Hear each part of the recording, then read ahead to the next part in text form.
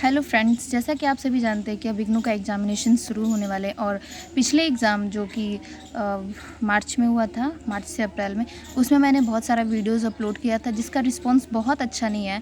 लेकिन मैं चाहती हूँ इस वीडियो का आप लोग बहुत सारा ढेर सारा प्यार दुलार दें। और आज मैं लेके आई हूँ BHI 142 आधुनिक पूर्वी एशिया का इतिहास, और जापान का है ये। 1868 से 1945 तक का है, 6th सेमेस्टर का है ये बुक। और मैं इसका मोस्ट इम्पोर्टेंट क्वेश्चंस और आंसर आपको प्रोवाइड करने जा रहे हैं इस वीडियो में।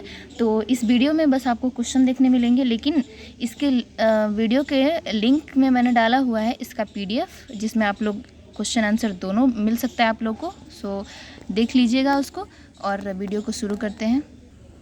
जैसा कि आप लोग जानते हैं कि अभी BHI 142 आधुनिक पूर्वी एशिया का इतिहास, जापान का इतिहास, मैं इसका क्वेश्चन प्रोवाइड कराने जा रही हूँ। तो फर्स्ट क्वेश्चन इसमें, मेजी संविधान पर प्रकाश डालिए। जापानी इतिहास के अध्ययन के लिए विभिन्न दृष्टिकोणों पर चर्चा कीजिए। जापान में सेना ने किस प्रकार की तानाशाही दिखाई, चर्चा कीजिए। मेजी काल में आइनू को जापानी बनाए जाने के क्या कारण थे, और अंतर युद्ध काल में जापान में हुए औद्योगिक विकास का वर्णन कीजिए। फिर नेक्स्ट है तोकुगावा अर्थव्यवस्था पर प्रकाश डालिए। इसके अगला क्वेश्चन है, और नेक्स्ट है पूर्वी एशिया में प्रतियोगी साम्राज्यवाद की विवेचना कीजिए। फिर नेक्स्ट है 1931 के बाद जापान की प्रसारवाद नीति पर चर्चा कीजिए। फिर है मेजी काल में हुए अर्थव्यवस्था के रूपांतरण पर चर्चा कीजिए। चीन और वैधता प्राप्त करने के लिए जापानी साम्राज्य के प्रयास पर चर्चा कीजिए। और फिर नेक्स्ट है क्वेश्चन सैंपल, मेजी पुनर्स्थापना के दौरान लोगों को बचाने से उन्हें राजा की सेवा के लिए लामबंद करने तक विस्तार से चर्चा कीजिए। मेजी कालीन जापान में रूढ़िवादी तर्कों और शैक्षिक सुधार पर विस्तार से चर्चा कीजिए। जापान में राजनीतिक दलों के पतन के क्या कारण थे, शास्त्रीय जापान के निर्माण को विस्तार से समझाइए। युद्ध के बाद मित्र राष्ट्रों के जापान पर कब्जे के स्वरूप का उल्लेख कीजिए। और हमारा नेक्स्ट क्वेश्चन है, तोकुगावा जापान में संस्कृति किस प्रकार की थी, विस्तार से समझाइए।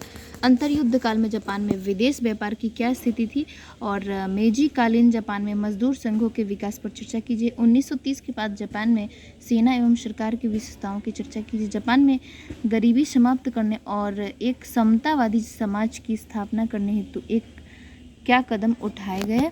और फिर नेक्स्ट क्वेश्चन है, जापान में मेजी पुनर्स्थापना के बाद असमान संधियों और आपराधिक कानून एवं कारावासों में कैसे सुधार किया। देखिए, इसमें मेजी वाला जो क्वेश्चन है, मेजी कालीन जापान के बारे में, वो ज़्यादा पूछा गया है। तो आप लोग इस टॉपिक पे थोड़ा ज़्यादा एनालिसिस कर लेंगे, पढ़ाई कर लेंगे। मैं इसके लिए वीडियो आपको प्रोवाइड करवा दूंगी अपने चैनल पे। और फिर नेक्स्ट क्वेश्चन है, जापान में दाइम्यो के उदय पर प्रकाश डालिए। मेजी जापान में तनाका सोजो की लोकतंत्र और पर्यावरण के संरक्षण में भूमिका को समझाइए। जापानी प्रसार के ढांचे पर चर्चा कीजिए। मेजी राजनीतिक व्यवस्था की प्रकृति का वर्णन कीजिए। और फिर नेक्स्ट है, इंडोनेशिया पर जापानी कब्जे का उल्लेख कीजिए। जापान में दोहरे ढांचे का निर्माण पर चर्चा कीजिए। तोकुगावा काल के पतन के बाद बदलते बौद्धिक परिवेश पर एक नोट लिखिए। मेजी सरकार की औद्योगिक नीति का मूल्यांकन कीजिए। जापान में विचारों एवं अभिव्यक्ति की स्वतंत्रता पर किस प्रकार कुठारघात किया गया है, विस्तार से समझाइए। और इसका नेक्स्ट क्वेश्चन है, अंतर्युद्ध काल में जापान की कृषि व्यवस्था कैसी थी, चर्चा कीजिए। फिर नेक्स्ट है, जापान में मेजी पुनर्स्थापना की दिशा में कदम पर चर्चा कीजिए। जापान में तेल आघात और इसके पश्चात की स्थिति का वर्णन कीजिए।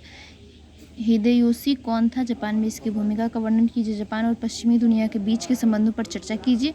और नेक्स्ट है, मेजी काल में मूलभूत संरचना के निर्माण का उल्लेख कीजिए। मेजी जापान में धर्मनिरपेक्ष और धार्मिकता के सेतु बंधन पर टिप्पणी कीजिए। मेजी शासकों के अधीन संवैधानिक सरकार की विवेचना कीजिए।